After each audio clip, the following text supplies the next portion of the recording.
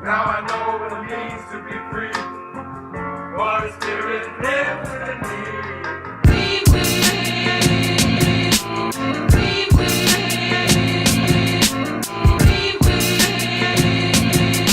Hello, everyone. Welcome to episode 3 of the Unfortunately Honest podcast. This week, there's been a lot of shit that's happened. There was some major deaths by 2 notable figures in the last 2 weeks. And over the last couple of days, there was a 20-year-old rapper, XXXTentacion, that was robbed and murdered in Miami. And all of it got me thinking about mourning.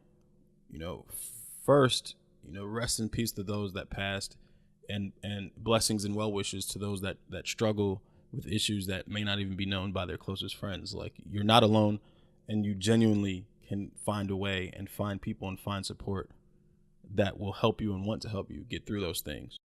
So from there, I start with this statement. I recognize that everything I'm about to say, that some people won't like, and some people maybe will think that I don't know, why does it matter, or why am I talking about it? But I want to be honest, since the name of this is Unfortunately Honest, about where I stand. I think that with each passing year, we seem to occupy a space in time or in society where nuance is lost in our daily conversations, especially those that we hold in the public square.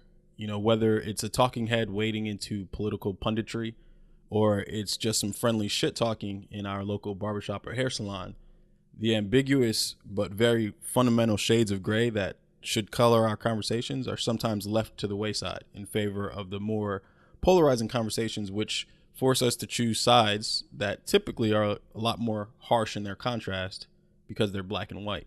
So in light of recent events with the passing of Anthony Bourdain and Kate Spade, I want to ask you listening this simple question. Maybe it's not so simple. I don't know.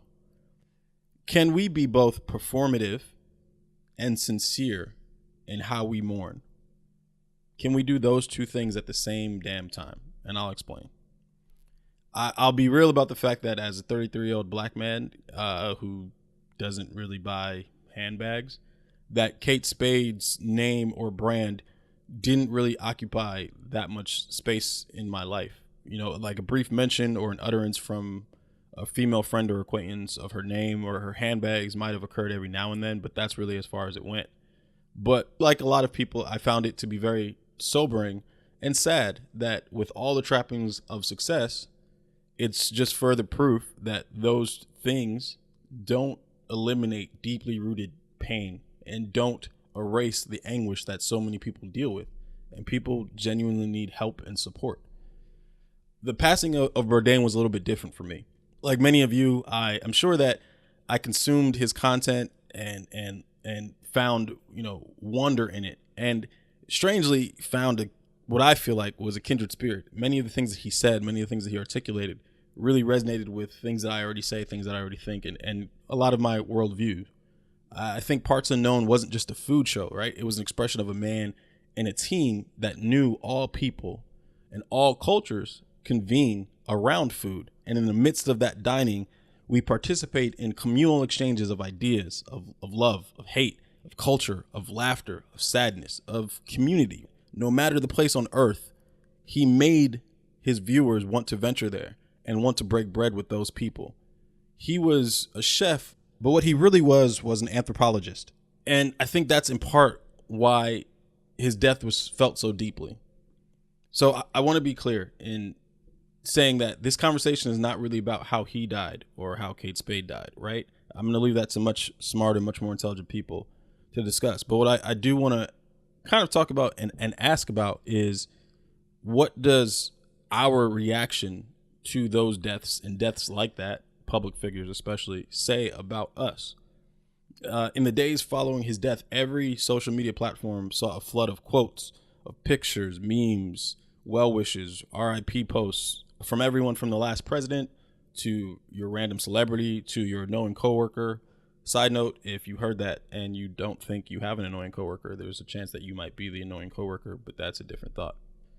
I think that Bourdain definitely passed the funeral test, meaning that how many people show up, how people feel about you, what they express about you at your funeral, it can truly be a testament to your character. And I think that it was a testament to the imprint that what he created, what he wrote, what he made, and what he put into the world really affected people. And I think that's where I find a little bit of confusion. And maybe it's admittedly a morbid curiosity, but I think in some cultures, right, death of a loved one calls for the grieving party to dress in all black for an entire year. In other cultures, we light candles and we erect shrines in the memory of the people that we lost. But what has mourning become when it can be crafted behind professionally shot photographs, overlaid with unverified quotes from the deceased, and quantified by the number of comments or likes or retweets or shares of a status or post? Now, I admit I struggle with this subject. I really don't want to be an asshole about it, and I don't want to be the grief police. And I understand that there are some people that really are expressing their genuine grief publicly in this way. So while my opinion in the large scheme of things doesn't matter, I want to be transparent about the fact that I really can't get with the clearly performative nature that some people ride in the days or weeks trending topics in an effort to repost and retweet their way into a more followers and more exposure by jumping on the sympathy train. I think that mourning for me is a very private matter. Like, think of an iceberg. All the action is underneath the surface.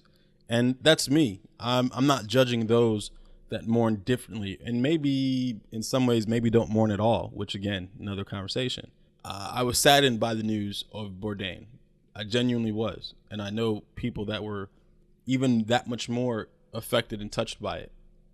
But I felt like for me, it felt cheap to search for a posthumously created visual and repost it to the world and let them know that I too was aware of his death. And I too was in anguish at the news. And I too was a fan that would miss his content. I'm not saying it was wrong. I'm just admitting that it felt cheap. And I didn't want to display that fraudulent level of emotion, which felt like it was closer to performing the act of mourning than actually dealing with the emotional byproduct of mourning. So maybe for some, there is a sense of community gained when a collective letting of grief occurs online. But it also is weird to me when an emotional outcry of sadness and grief is followed up by a perfect picture of a curated breakfast bagel later that same afternoon. Were you really mourning the loss like you said in your earlier post? Are we capable of nuance and capable of performing grief and feeling grief? Or am I just an asshole asking a question about your sincerity? Maybe I have to just accept that there's no perfect answer and we're all just taking turns as viewers and participants in the morning show. Everyone who has taken time to send me a text message or DM me or just let me know that they appreciated and enjoyed the first two episodes, thank you so much. It is greatly appreciated, genuinely and sincerely. For those listening, if you could take a second to comment or like or subscribe on iTunes and Google Play especially, that'd be a huge help to me. Thank you again, everyone, for the feedback. Thank you for listening to the third episode of the Unfortunately Honest podcast. I'll be here next week talking some more shit. Take care.